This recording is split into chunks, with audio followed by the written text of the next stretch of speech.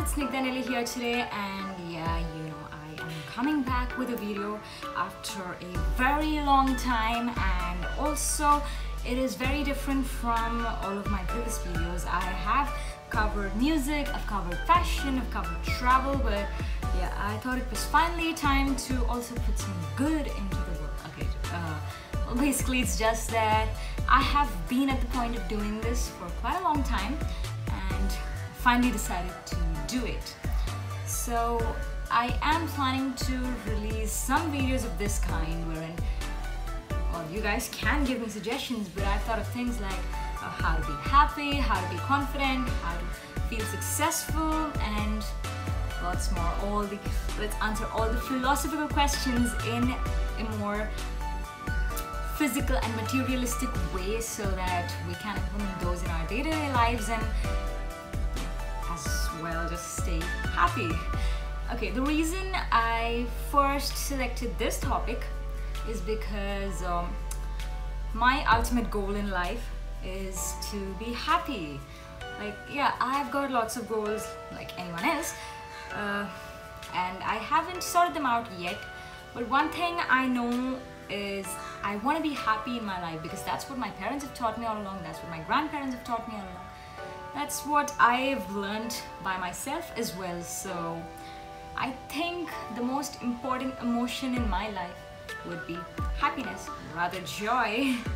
So just gonna begin with the video. So I've got 10 steps to be happy. Well, it's not like the 10-step plan works for everyone in all kinds of ways. We may need amendments to it. Everything has to be personalized, but I think this 10-step plan might help you figure out the happiness in your life a little faster and in an easier way. So let's get started. Step 1 is to realize that you are your own boss. No one understands you better than you do yourself. So you have to realize that you should always follow your heart and do what it tells you. Well, I would not suggest you making random decisions in your head. Consult others, take the opinions of others, but always realize that the final decision of anything related to your life should be made by you. Well, there are like two aspects to this. Firstly, if you end up at a better position than what you are right now, you will be able to feel gratitude towards yourself. And secondly, if you don't, you will not have someone else to blame for. So it's more like it's a selfless act, not blaming someone else for something wrong that happened. So yeah, that would be the first step, to realize that you are your own boss. It is the most difficult one because we as human beings tend to be dependent on others for counsel and for support, and sometimes only because you want their sympathy. So we have to realize that we are the only ones who can take control of our lives. So guys, let's move on to step number 2. Step number 2 is to search for the purpose of your life. I know you've been hearing this like millions of times. Everyone has been telling you since the day you've started to understand things that you have to find what the purpose of your life is and fulfill it. But I do know it's not as easy as that. I haven't figured out mine yet as well, but I do have a way in which I know I'll figure out sooner or later what I really want in life, apart from happiness, because that's the whole point of this video. So if I were to say, if I were to give you a proper step-by-step approach to finding the purpose of your life, I may not be able to give you something that elaborate, but one thing that I think will definitely help you is have a journal or maybe just a small notepad wherein you write down things every day that made you happy, that made you feel more productive. It could be anything, like it could be something as simple as this, like I organized a birthday party of my friends and it made me feel good. So when you note down things like this, one day when you feel like you can sit down somewhere and reflect on these thoughts, you'll have a list to look at wherein You'll understand what actually made you happy in the past few days or the past few years, and you can finally figure out what kind of career or what kind of life partner or what kind of friends, or for that matter, what kind of person you want to be. So noting down what makes you happy every day will help you in the long run, and will in turn, in one way or the other, help you search the purpose of your life. Well, I don't know for sure if this is gonna work out, but I do know that noting this down gives me a sense that I've had these happy moments today. So it just keeps me happy, and that's what the whole point of this video is, or for that matter, that's what the whole point of anyone's life is. That's what I feel. Step number 3, guys, is never do anything you dislike. This may sound a bit controversial, and this may sound like something that is not really possible, but let me just put it to you this way. When you do something, you should find happiness in it in one of the 2 ways. One is that you find happiness while doing it, or 2, you find happiness with the outcome of it. Like, okay, you can argue with me that I don't like reading this specific subject because this is quite a boring subject, why do you want me to read it? But I'd say maybe you're not finding happiness in this, but you will like the outcome of your study of that subject. That is your grades or your self-perception that you have gained knowledge.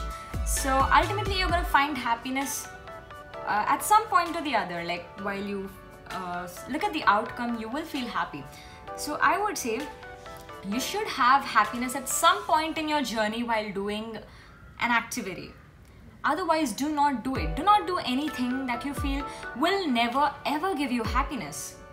So yeah, I think that's a more feasible way of looking at things. So yeah. Step number 4, focus on increasing your productivity. I think I can make another video for this sometime, because I may have 10 tips to increase your productivity as well. So if you want me to make a video of that kind, put it down in the comment section below, and I will make sure that the video is on the way. So okay, let's not drift off too much from the topic. Let's come back. So as I said, focus on increasing your productivity. I want you to do this. After one day, after the whole day, just sit down and write down the activities that you have been doing for the whole day.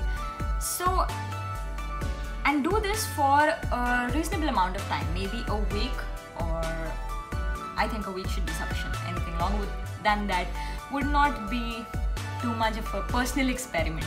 So do that for a week, and you'll notice that the days that you were happiest were the days when you ended up doing more productive work.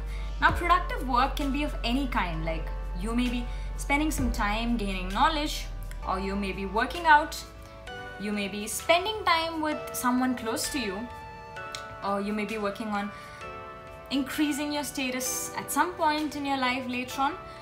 Now, I would say even entertainment can be put into the productivity list, but there is a limit to what extent you can expect entertainment to enter it. For example, if you are spending the whole day watching a TV series, trust me, that is not productive.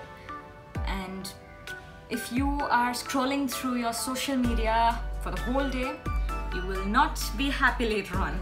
So just keep track of 1 week, and you'll realize that the more productive you are, the happier you're going to be. So yeah, focus on increasing your productivity.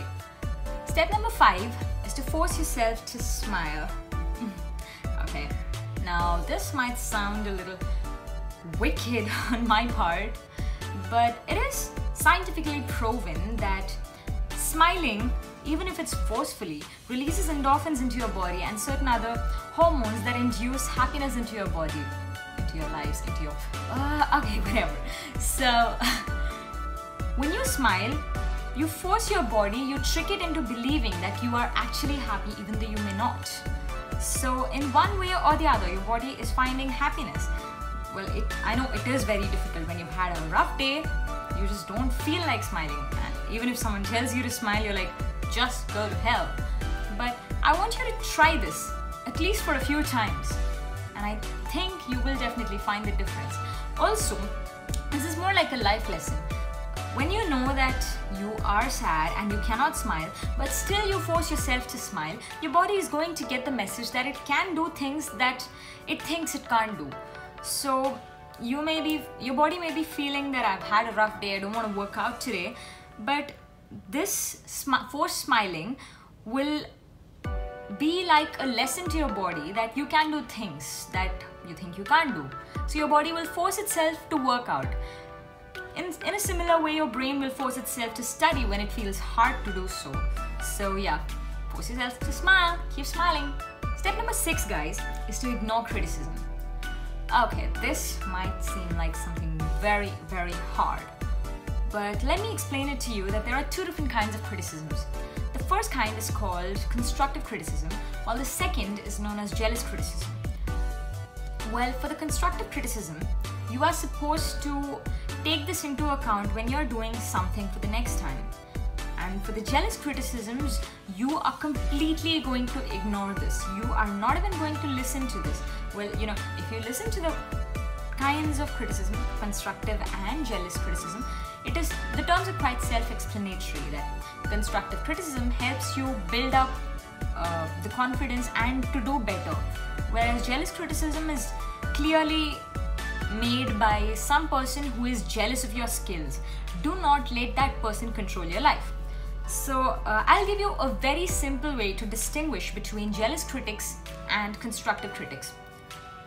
Well, when you get criticism, either in words or through text message or any form, just focus on what they're trying to tell you.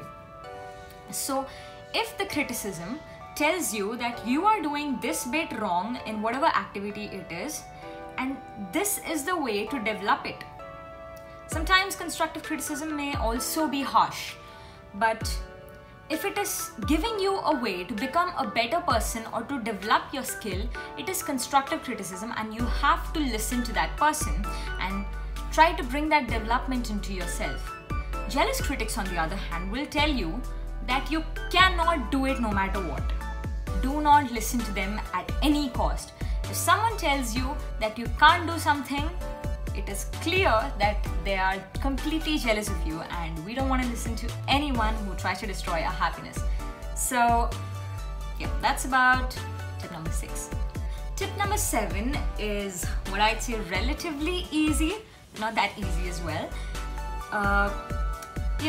You must have already heard about the psychological theory which says you are the average of the 5 people you hang out most with.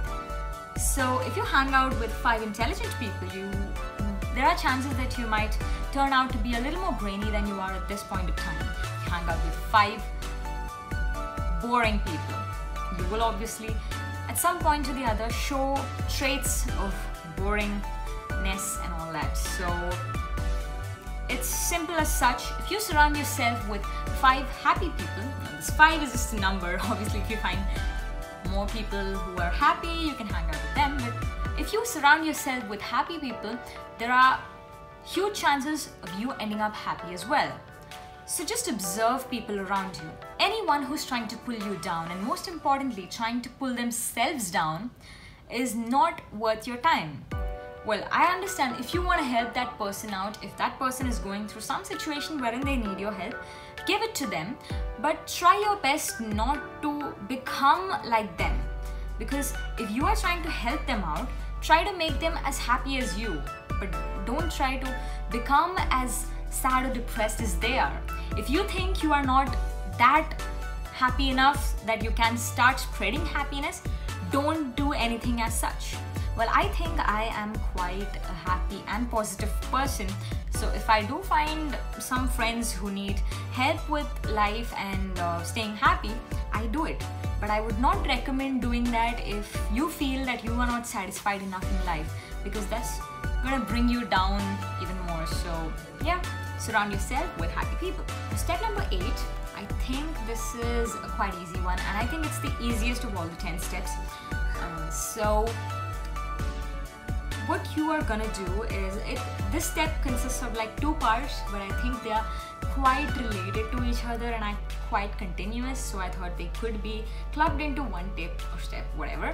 So in spite of doing all of this, all of us do have times in our lives when we do feel low and we end up feeling very sad, and sometimes you might even want to cry your heart out. So this is for those times. What I want you to do is grab a notebook or a paper and a pen or pencil, so basically any kind of writing material, and write down whatever is troubling you. It is psychologically proven that troubles when written, they kind of like reduce the burden upon the person who's bearing the troubles.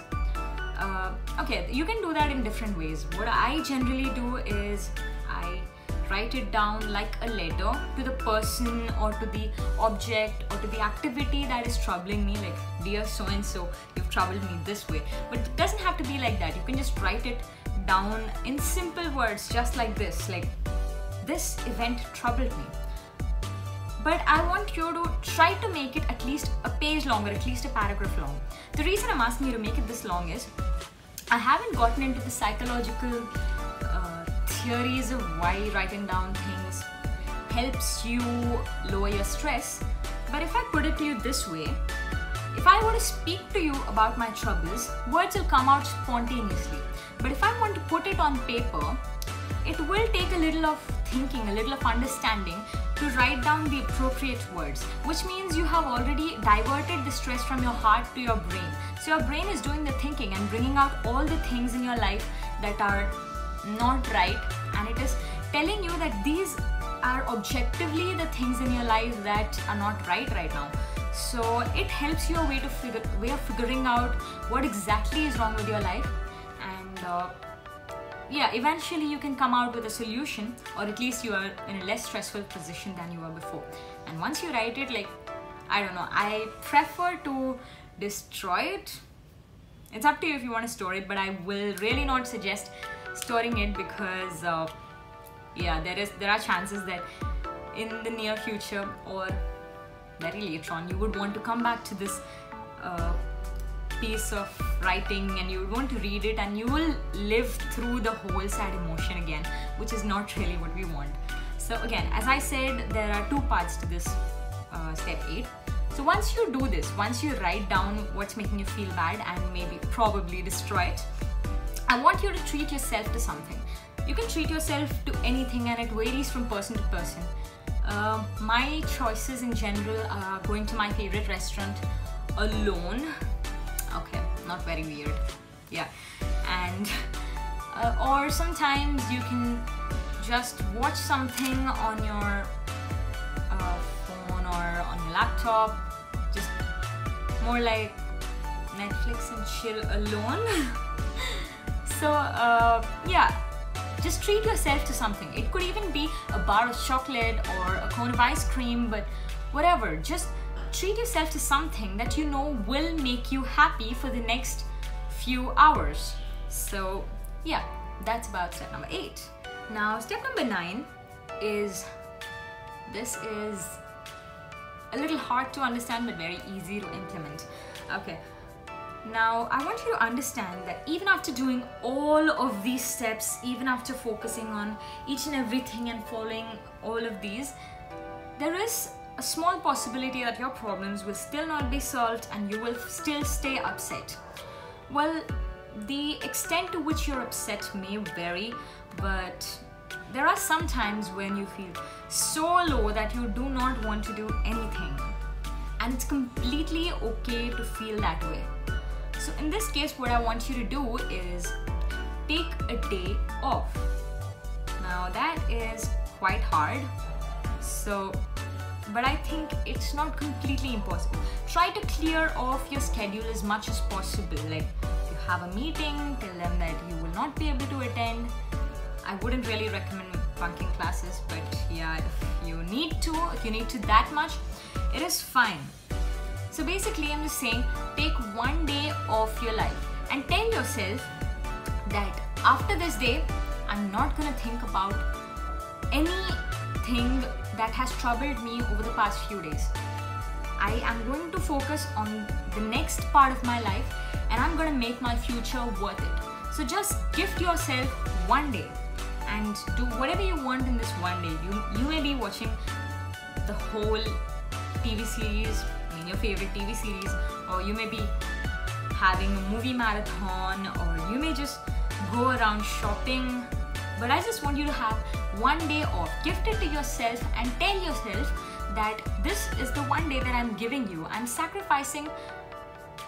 So if I were to put it this way, your more productive self will tell your dull self that I am sacrificing one day of my life to make you feel better.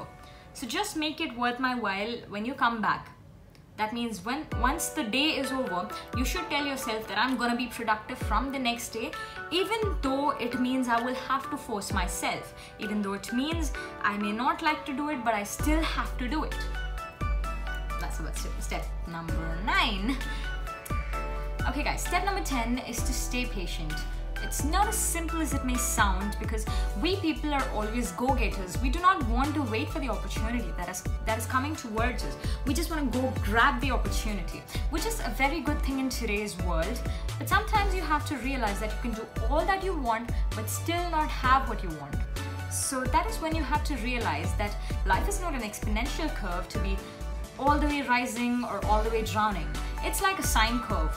So the lower you fall, the higher you're gonna rise. That's what you're gonna keep telling yourself. Now please don't do the opposite. The higher I rise, the lower I'm gonna fall, because the whole point of this video is to help you make yourself happier. And if your belief system is what you have to convince a little, I don't think it's so much of a sacrifice. So do not focus on this part of the curve. Maybe once we speak about practicality in life on some other video in the future, then we can look at this part of the curve, the high to low. But right now I want you to focus on the part of the curve that tells you that the lower you rise, the higher you're gonna go. So okay, the lower you go, the higher you're gonna rise. I'm sorry. Yeah, so I want you to focus on that, and I want you to realize that the quote that we have been told all along, that patience is bitter but its fruit is sweet, is definitely true, and it will prove in your life too. So just try to be patient, guys. So that's it for my tips on how to be happy. These have worked for me. If you have any other tips on how you stay happy, please put it down in the comment section below. Put it down in the comment section how you feel about this video, and tell me what other kinds of inspirational or lifestyle videos you want me to put up. And I'll see you guys in the next video. Please give this video a big thumbs up if you liked it, and please subscribe to my channel. I'll see you in the next video. Bye bye.